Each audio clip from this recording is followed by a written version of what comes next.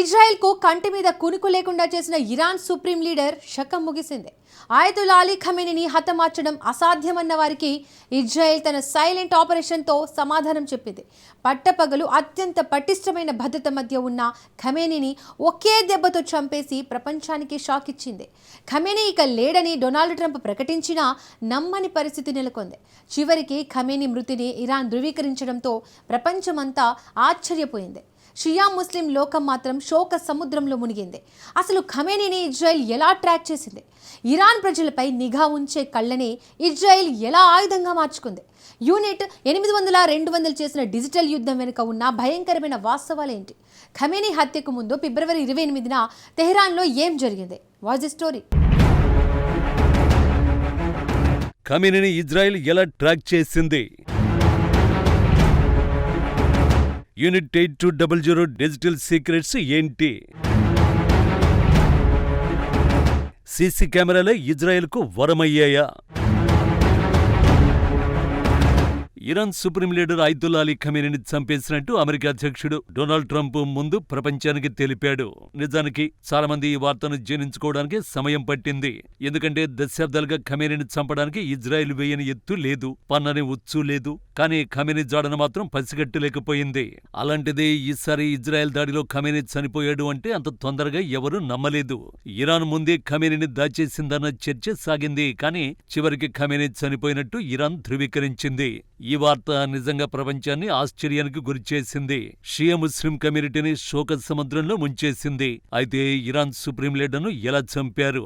అతడి గురించి ఇజ్రాయెల్ ఎలా తెలుసుకుంది? అంత ఖచ్చితమైన దాడుని ఇజ్రాయెల్ ఎలా చేయగలిగింది అన్న సందేహాలు అందరిలోనూ మెదులుతున్నాయి. అసలు దాడి ఎలా జరిగింది? ఫిబ్రవరి 27 శుక్రవారం ఇరాన్లో సెలవు దినం. సాధారణంగా ప్రపంచానికి ఆదివారం సెలవైతే ముస్లిం దేశాల్లో మాత్రం శుక్రవారం సెలవుంటుంది. అలాగే ఇరాన్లోనూ 27వ తేదీ శుక్రవారం సెలవు. ఫిబ్రవరి 28న తెహ్రాన్ ఉదయం ఎప్పటిలాగే ప్రశాంతంగా ప్రారంభమైంది. ఇరాన్ సుప్రీం లీడర్ ఒక సాధారణ సమావేశానికి వెళ్లారు. కొన్ని నిమిషాలకే ప్రాణాలు కోల్పోయారు. అమెరికా ఇజ్రాయెల్ జరిపిన సంయుక్త దాడుల్లో ఆయతుల్లా ఖమేనీ హతమయ్యాడు.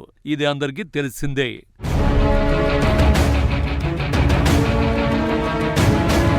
కానీ ఖమేనీని ఇజ్రాయెల్, అమెరికా ఎలా ట్రాక్ చేశాయి? దాడికి ముందు ఏం జరిగింది? అసలు ఈ దాడి చేయాలన్న ప్లాన్ ఎలా రూపుదిద్దుకుంది అన్నదే అసలు కథనం. ఇదంతా ఒక నిఘా ఆపరేషన్ తో మొదలైంది. తాజాగా ఖమేనీని ఇజ్రాయెల్ ఎలా ట్రాక్ చేసిందన్న ప్లాన్ గురించి ఫైనాన్షియల్ టైమ్స్ ఓ కథనాన్ని ప్రచురించింది.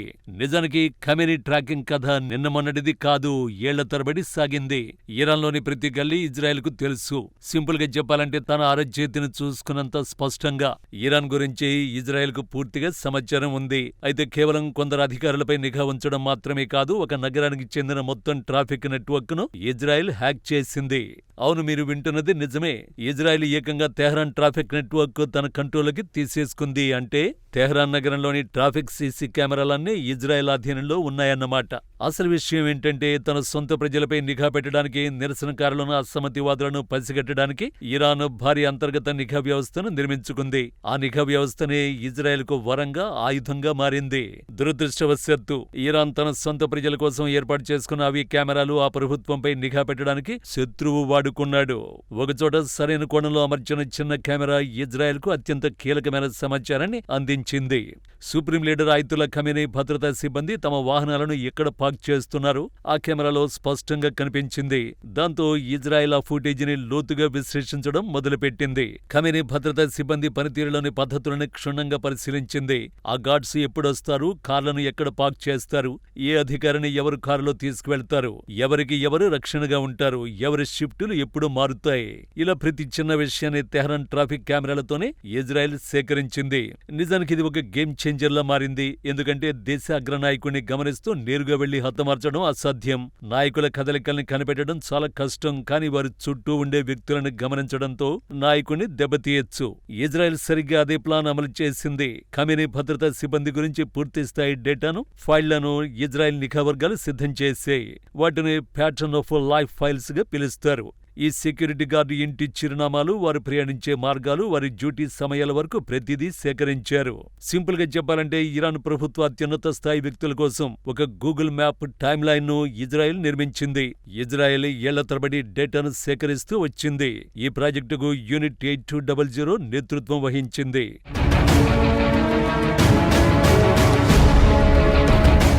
యూనిట్ 8200 అనేది ఇజ్రాయెల్ అత్యంత శక్తివంతమైన సిగ్నల్స్ ఇంటెలిజెన్స్ విభాగానికి చెందిన ఒక ఎలైట్ టీం. తాజా నివేదికల ప్రకారం ఈ యూనిట్ 8200 సేకరించిన కొండంత సమాచారాన్ని ఆర్టిఫిషియల్ ఇంటెలిజెన్స్ ఆధారిత వ్యవస్థలకు అనుసంధానించారు. 100 కోట్ల డేటా పాయింట్స్ ఇందులో ఉన్నాయి. ప్రధానంగా ఫోన్ సిగ్నల్స్, కెమెరా ఫీడ్స్, కదలికల పద్ధతులు, అలాగే వ్యక్తుల మధ్య సంబంధాల మ్యాపింగ్ వంటి ఎన్నో అంశాలు యూనిట్ 8200 సేకరించింది. ఇందుకోసం నెట్వర్క్ అనాలిసిస్ అనే పద్ధతిని ఇజ్రాయెల్ వాడింది. అంటే ఎవరితో మాట్లాడుతున్నారు, ఎవరి ప్రభావం ఎవరిపై ఉంది అని ఒక పూర్తి చిత్రాన్ని యూనిట్ 8200 సిద్ధం చేసింది. ఒక రకంగా చెప్పాలంటే అయతుల్లా ఖమేనీ రోజువారీ జీవితం ఎలా ఉంటుందో కళ్లకు కట్టినట్టు ఓ మ్యాప్ గీశారు. ఆ తర్వాత అసలైన యాక్షన్ ఒక సైన్స్ ఫిక్షన్ సినిమాను తలపిస్తుంది. నిజానికి ఫిబ్రవరి 28న ఒక వింత సంఘటన జరిగింది. ఖమేనీ నివాసం ఉండే కాంపౌండ్ చుట్టూ సెల్యులార్ నెట్వర్క్లు అకస్మాత్తుగా స్తంభించిపోయాయి. ఫోన్లు బిజీ అని రావడం మొదలైంది. లోపలికి ఎలాంటి హెచ్చరికలు పంపే వీరులు లేకుండా పోయింది.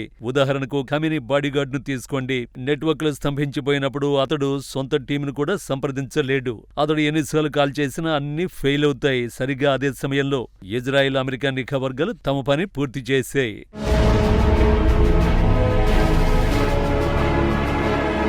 28న ఖమేనీ తన నివాసంలోనే ఉన్నాడని, అతడు ఉన్నతాధికారులతో సమావేశమవుతున్నాడని ఇజ్రాయెల్, అమెరికా నిర్ధారించుకున్నాయి. మరొక ముఖ్యమైన విషయం ఏంటంటే వారు కేవలం టెక్నాలజీ అందించే డేటా మీద మాత్రమే ఆధారపడలేదు. అమెరికా నిఘా వర్గాలకు ఈ సమాచారం ధృవీకరించే ఒక హ్యూమన్ సోర్స్ కూడా ఉంది. అంటే స్థానికంగా గూఢచారుల నుంచి కూడా అమెరికా సమాచారాన్ని అందుకుంది. నిజానికి తమపై దాడి జరగబోతోందని ఇరాన్కు కూడా తెలుసు. అమెరికా, ఇజ్రాయెల్ ఏదో ఒక సమయంలో ఖచ్చితంగా దాడులు చేస్తాయని వారికి ఓ అంచనా ఉంది. ఈ విషయం అయతుల్లాకు కూడా తెలుసు. కానీ భూగర్భ బంకర్లోకి వెళ్లేందుకు సుప్రీం లీడర్ నిరాకరించినట్టు సమాచారం. తాను ఒక అమరవీరుల్లా మరణించడానికే ఖమేనీ మొగ్గు చూపారట. అయితే ఈ దాడి చేసే సమయాన్ని ఇరాన్ అంచనా వేయడంలో విఫలమైంది. దాడి ఉదయాన్నే జరుగుతుందని తెహ్రాన్ ఊహించలేదు. అది కూడా పట్టపగలు అందరూ చూస్తుండగానే ఇలాంటి దాడి జరుగుతుందని అనుకోలేదు. కానీ సరిగ్గా అదే జరిగింది. ఈ నేపథ్యం వినడానికి ఓ డ్రామాలా అనిపించినా ఇజ్రాయెల్కు ఇలాంటి ప్లాన్లు వేయడం కొత్తేమీ కాదు. ఇలాంటి సాహసోపేతమైన ఆపరేషన్లకు ఇజ్రాయెల్ నిఘా వర్గాలు పెట్టింది పేరు. మీకు 2024లో జరిగిన పేజీల పేలుళ్ల ఘటన గుర్తుండే ఉంటుంది. అప్పట్లో హిజ్బుల్లా కమ్యూనికేషన్ నెట్వర్క్ ను ఇజ్రాయెల్ ధ్వంసం చేసి పారేసింది.